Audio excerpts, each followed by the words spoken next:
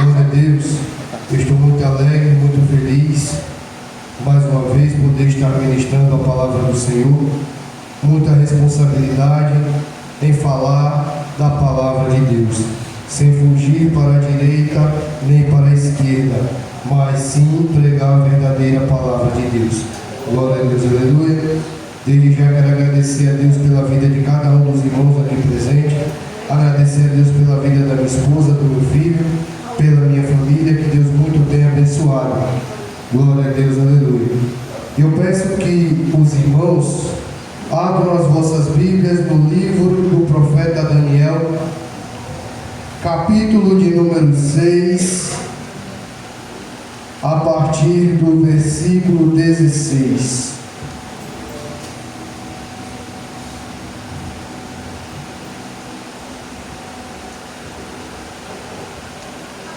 Livro do profeta Daniel, capítulo de número 6, a partir do versículo 16. Quem achou, diga amém. Amém. Glória a Deus. Diz assim a palavra do Senhor. Então o rei ordenou que trouxessem a Daniel e lançaram-no na cova dos leões. E falando o rei disse a Daniel: o teu Deus, a quem tu continuamente serves, ele te livrará. Vamos para o versículo 19, em nome de Jesus. Então o rei se levantou pela manhã cedo e foi com pressa à cova dos leões. E chegando-se à cova, chamou por Daniel com voz triste. E disse o rei a Daniel: Daniel, servo do Deus vivo, dar-se-ei o caso que o teu Deus, a quem tu continuamente serves, tenha podido livrar-te dos leões? Versículo 21. Então Daniel falou ao rei: ó rei, vive para sempre. O meu Deus enviou o seu anjo e fechou a boca dos leões, para que não me fizesse dano, porque foi achada em mim inocência diante dele. E também contra ti, ó rei, não tenho cometido algum delito algum. Então o rei muito se alegrou em si mesmo e mandou tirar Daniel da cova. Assim foi tirado Daniel da cova, e nenhum dano se achou dele, porque crera no seu Deus. Então ordenou o rei, e foram trazidos aqueles que tinham acusado a Daniel, os quais foram lançados na cova dos leões, ele, seus filhos e suas mulheres, e ainda não tinham chegado ao fundo da cova, quando os leões se apoderaram deles e lhes esmigalharam todos os ossos. Glória a Deus. Pai querido e amado, Deus santo e poderoso, mais uma vez, ó Pai, estou diante da Tua igreja, diante da Tua noiva, diante da Tua palavra. Guia-me, ó Pai, na vereda da Tua justiça e da Tua verdade. Me usa como um canal, como porta-voz das Suas palavras, e que esta palavra possa chegar ao coração de todos neste lugar. É o que eu te peço, meu Pai, e te agradeço em nome do Teu Filho amado, Jesus Cristo. Amém. Poder sentar em nome do Senhor Jesus. Peço que os jovens, como é culto de jovens, peço que os jovens fiquem atentos à palavra do Senhor. Peço que prestem atenção e aprendam, reflitam na palavra do nosso bom Deus. Na era dos patriarcas, dos profetas, é certo dizer que era reino se levantando contra rei. Se levantava reis, saíam reis. Se levantavam governadores, caíam governadores. O Egito começou a governar, depois vieram os assírios, até que chega o período do governo babilônico. Lá em Jeremias capítulo 25, Deus ordena a Jeremias que profetize ao povo para que eles se arrependam dos seus maus caminhos e dos seus pecados. Jeremias, ele passa 23 anos dos seus 40 anos que ele pregara, 23 ele passa pregando a mesma palavra, para que eles se arrependam e se convertam dos seus caminhos. mas o povo não dá ouvido ao que Jeremias estava pregando e profetizando. Então, no mesmo capítulo 25 de Jeremias, o Deus Todo-Poderoso ordena que Jeremias profetize ao povo que eles seriam levados cativos por Nabucodonosor, rei da Babilônia.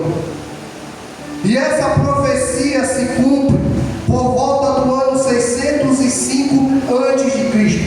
Em 605 a.C., o rei da Babilônia, Nabucodonosor, envia os caldeus até Judá para que tome para si cativo aquele povo, o povo de Israel. E assim é feito. Em 605 a.C., a primeira remessa do povo é levada cativo por Nabucodonosor.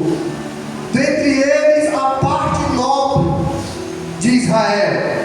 Com eles, o profeta Daniel, que teria aproximadamente 17 anos.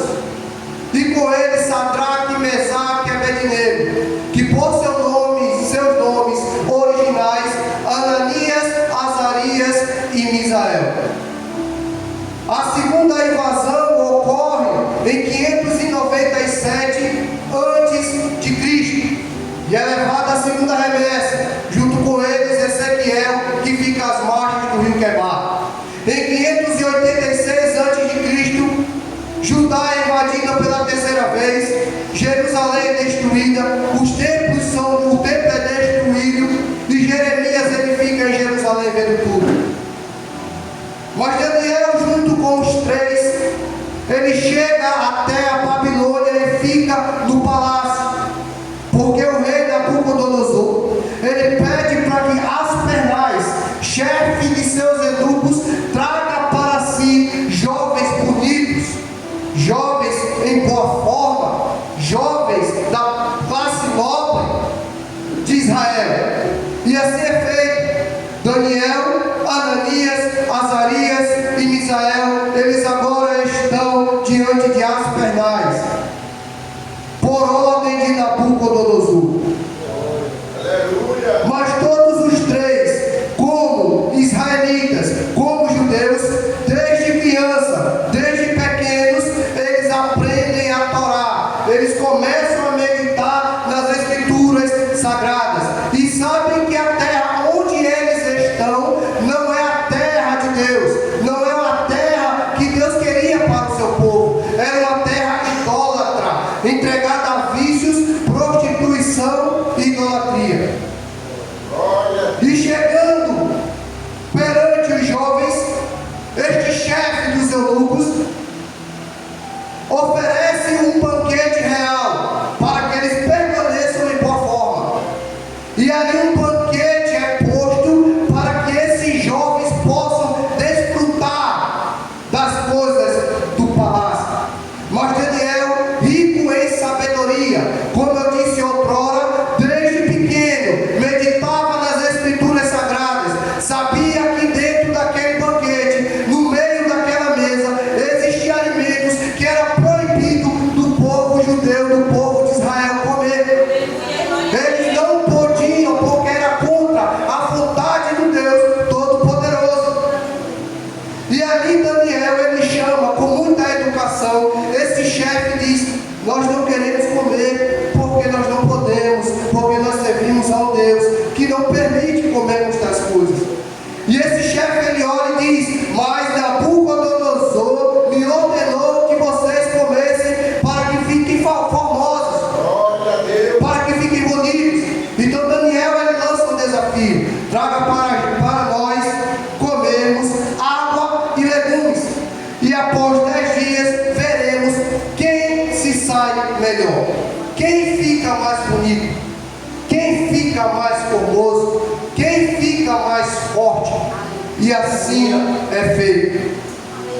Daniel passa 10 dias comendo o alimento que pedira, e Aspernais ele vê que realmente os três jovens e Daniel, eles ficam mais formosos e mais bonitos, porque o poder de Deus estava com eles. Algo interessante a relatar nesse texto, que a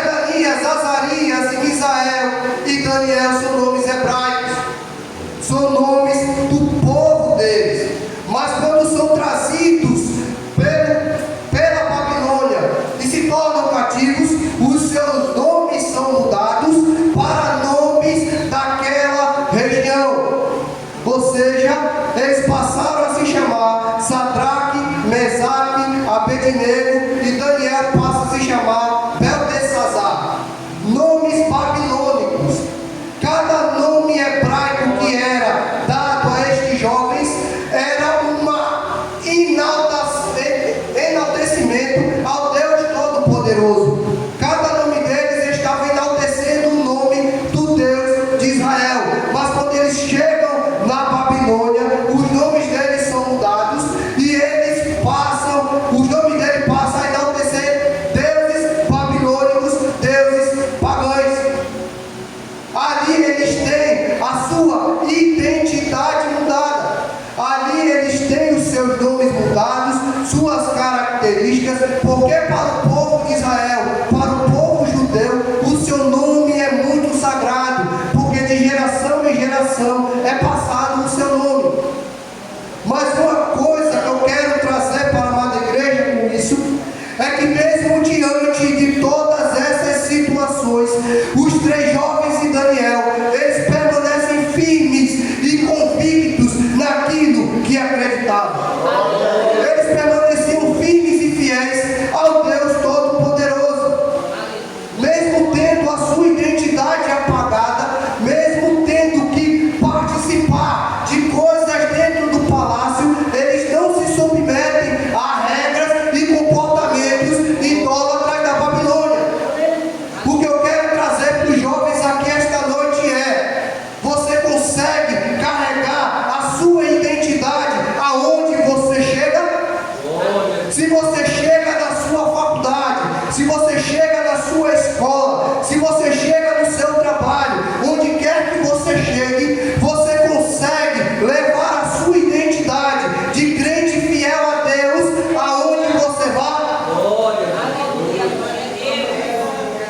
Devemos estar, não só os jovens, mas toda a igreja, alicerçados na palavra, para que aonde nós chegarmos, a nossa identidade de servos, de cristãos, de filhos de Deus, vão conosco para todos os lugares. Eu tenho por conhecimento de uma jovem que os pais foram ensinados desde o berço o cristianismo, a palavra de Deus, a palavra do Senhor. Mas os pais desta jovem se desviaram, se afastaram do caminho do Senhor e não ensinaram corretamente essa jovem os caminhos de Deus. Assim como os pais desses jovens haviam pregado e ensinado dentro da Torá, dentro da Bíblia judaica, dentro dos costumes judaicos, dentro dos costumes de Deus. E esta jovem, ela cresce, ela passa a ser membro de uma igreja, se batiza nas águas, mas ela não tem a profundidade bíblica, o conhecimento necessário para levar a sua identidade onde quer que ela vá. Glória a Deus, aleluia. E esta jovem hoje, ela se desvia dos caminhos do Senhor. Hoje ela faz parte de algo que nós não concordamos e pela visão bíblica não é correto. Hoje ela entrou no movimento umbandista.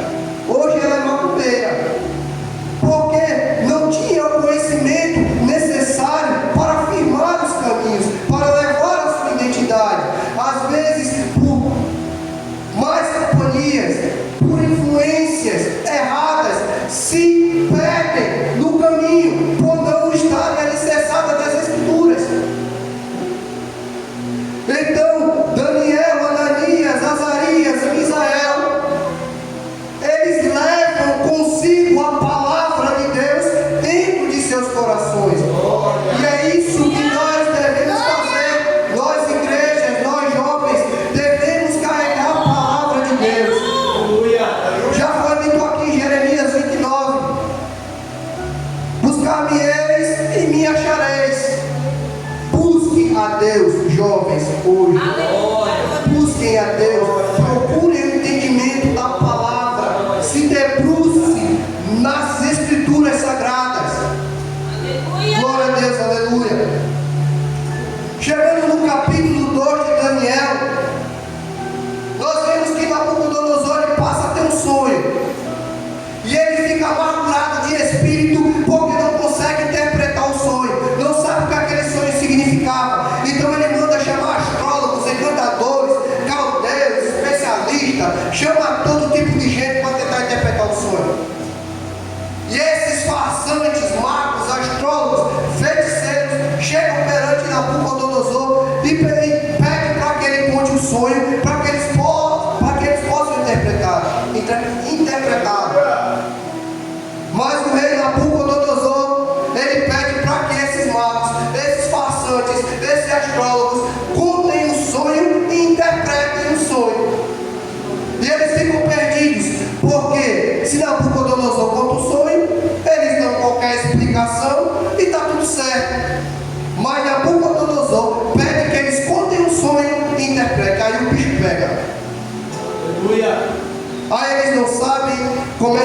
dizer que é impossível, que não tem como fazer isso, que não tem jeito. Nabucodonosor se ira e manda matar todos os sábios do palácio.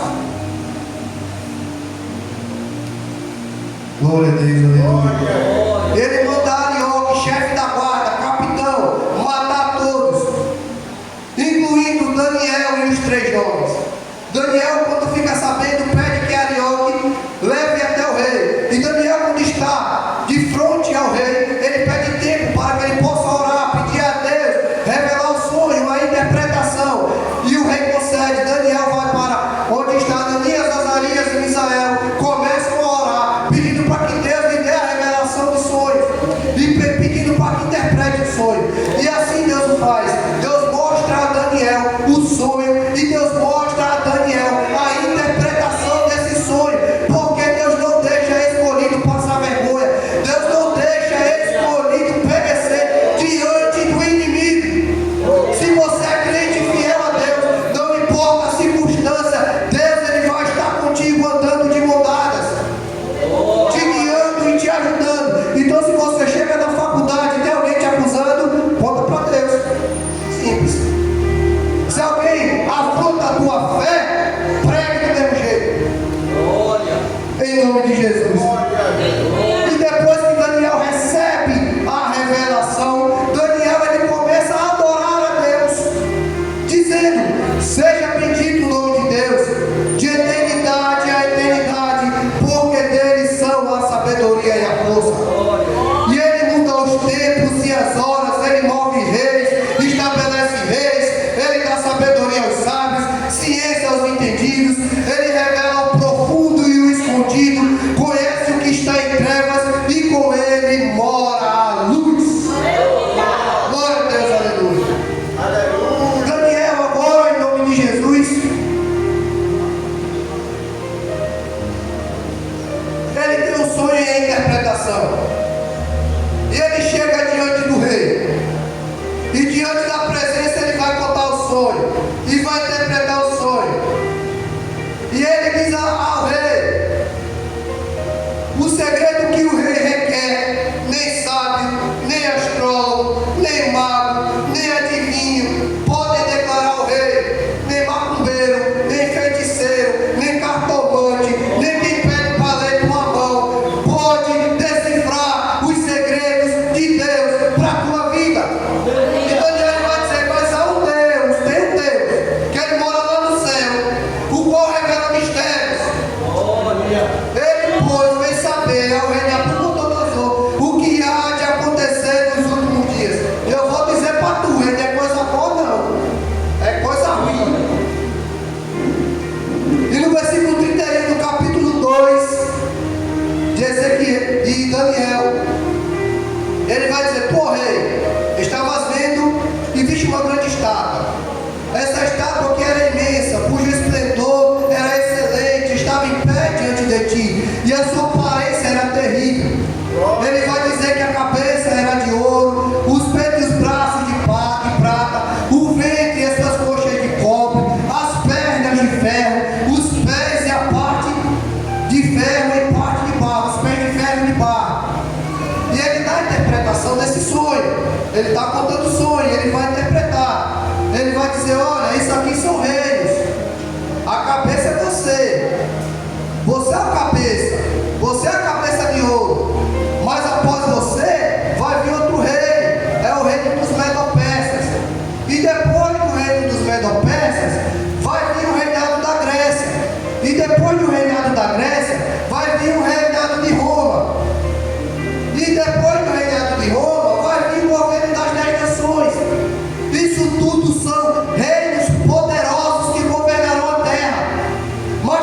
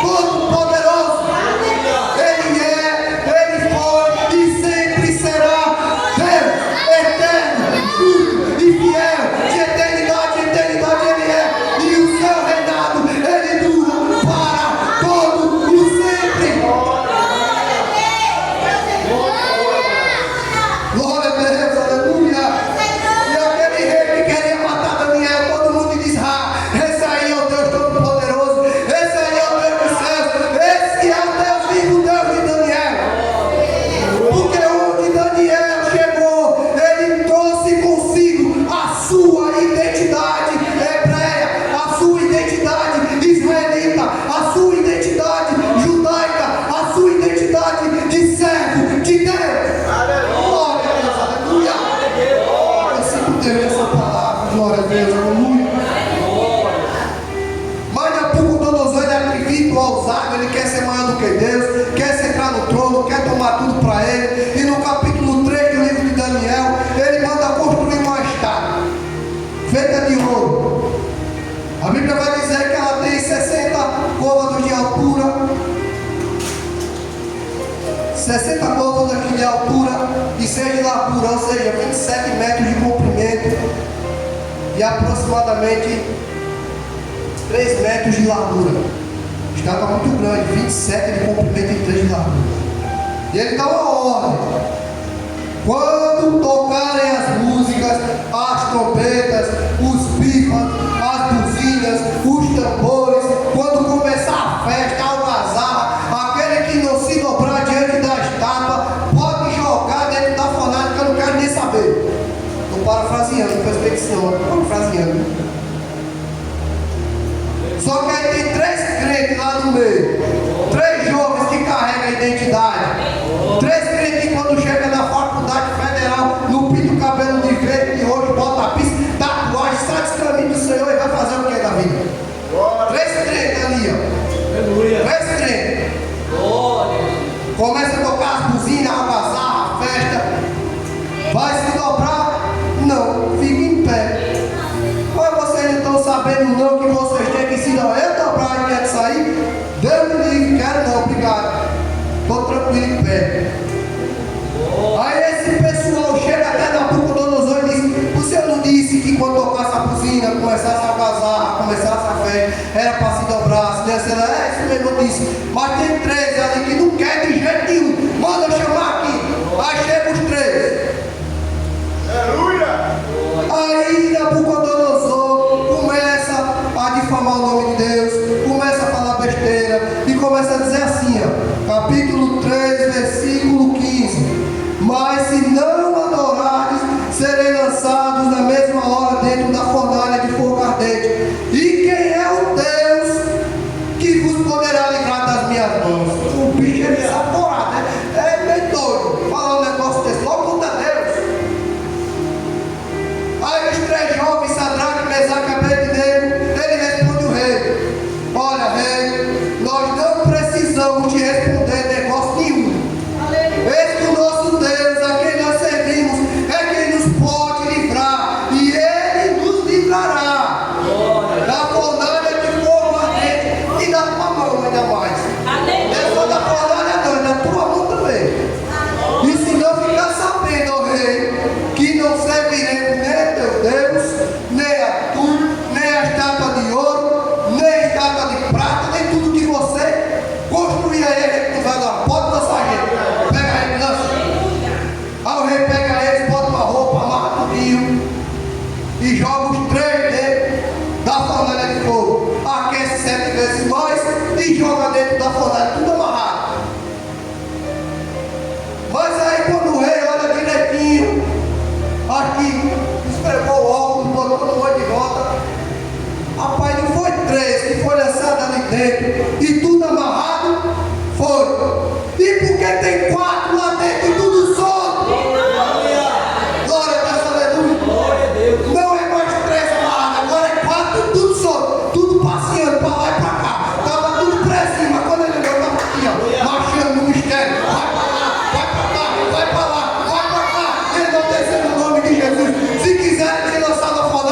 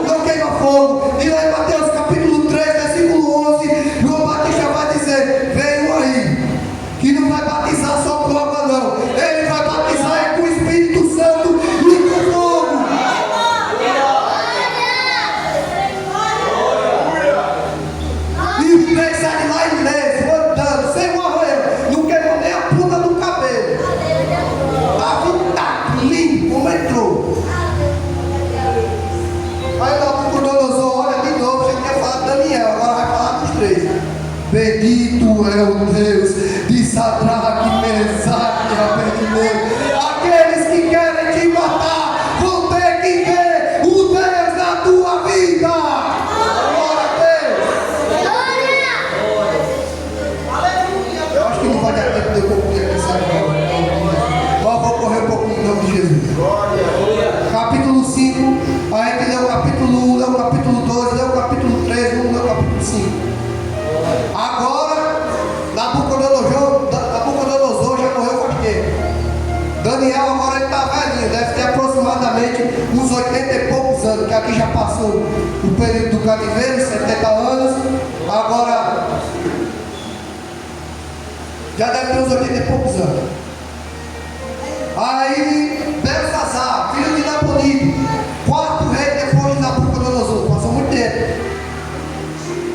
Outro desaforado, ele vai lá, pega os utensílios do templo, pega os negócios de ouro, tudo bonitinho que Deus mandou fazer, que Deus mandou levar para o templo, estava tudo lá guardado, Nabucodonosor nem mexeu. Mas esse aqui ele foi mexer, começou a jogar a bebida dentro, começou a fazer um monte de safadeza, chamou mulher, começou a fazer orgia, um monte de besteira, brincando com os utensílios, brincando com Deus. De repente, aparece só os dedinhos e uma mãozinha assim, ó, escrevendo na parede. Só os dedinhos e a mão escrevendo. Mais nada, não tinha corpo, não tinha cabeça, não tinha braço, era só a mão escrevendo na parede assim um tempo atrás.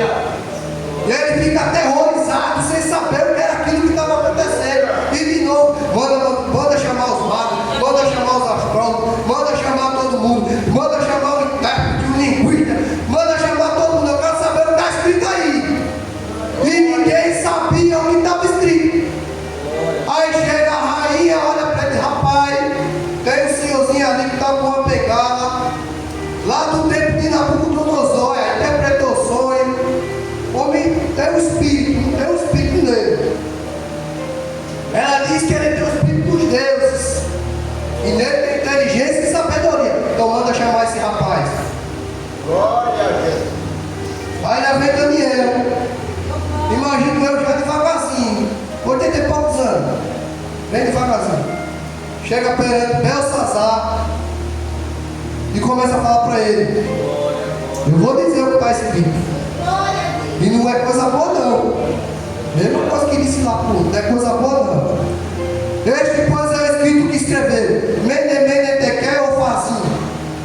Esta é a interpretação daquilo. Mene, contou Deus o teu reino e acabou.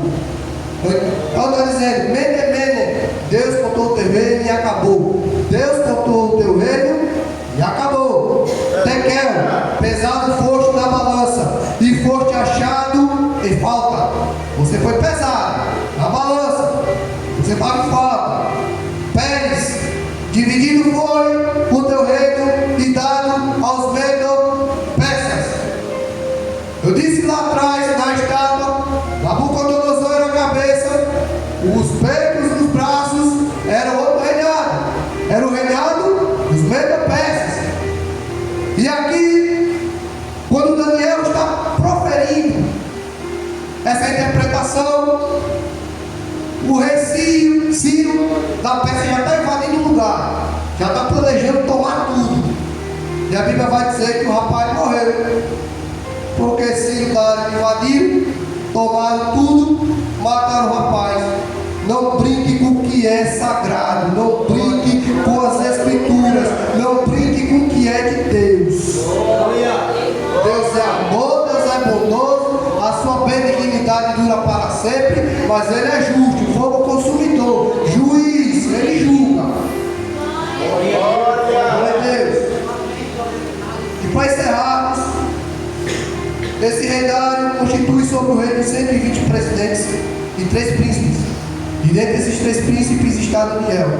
Só que todos os 120 e os outros 2 procuram alguma coisa para derrubar Daniel. É assim a vida do crente. Quando o crente está indo bem, profetiza, evangeliza, faz de tudo, obra Deus, sempre tem alguém que quer derrubar. Mas Deus dizer uma coisa para você: continue na caminhada, no largo arado não. É melhor sofrer com Deus do que sofrer sem Deus.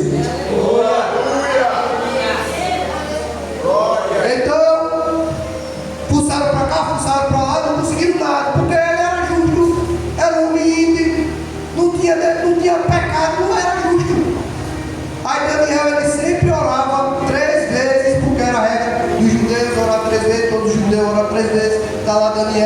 3 vezes na varanda do palácio, eles veem. Ah, então vamos criar um negócio aqui. Chega lá no rei Dário, diz: olha, rei Dário, eu tenho uma ideia, vamos fazer uma abaixo-assinada aqui, um documento oficial, uma lei, vamos aprovar o plano da Câmara dos Príncipes, dos deputados aqui, para a gente fazer um projeto, para que ninguém ore a outro Deus, só o Senhor, só você, o rei vive para sempre. Gostei disso aí, ele era perverso, mal, tá certo, vou botar meu anel, botou o anel. A lei do governo pensa dizer que ele não podia voltar de jeito nenhum com a sua palavra. Botou o carimbou o anel, já era, desfeito. Aí Daniel vai lá, depois do decreto, 3 vezes ao dia orando. Aí eles vão lá, pegam o Daniel, levam diante do rei, olha lá, tem um rapaz que está orando 3 vezes ao dia para outro Deus, o que você vai fazer? Cumpre o decreto. Ah, mas o rapaz é Daniel, aí o rei já se entristeceu. Porque o rei gostava de Daniel. E o rei, a Bíblia vai dizer que ele fez de tudo para que não condenasse Daniel, mas ele não podia voltar atrás da sua palavra. Então, no texto que lemos, no versículo 16 do capítulo 6, vai dizer que lançaram ele lá na cova dos leões. E ele ficou muito triste, penalizado, no versículo 14. E por dentro do seu coração livrado. E ele chega até Daniel no ouvido dele e diz: ó, o teu Deus, ele era ímpio. Ele era ímpio, perverso, mas foi usado por Deus.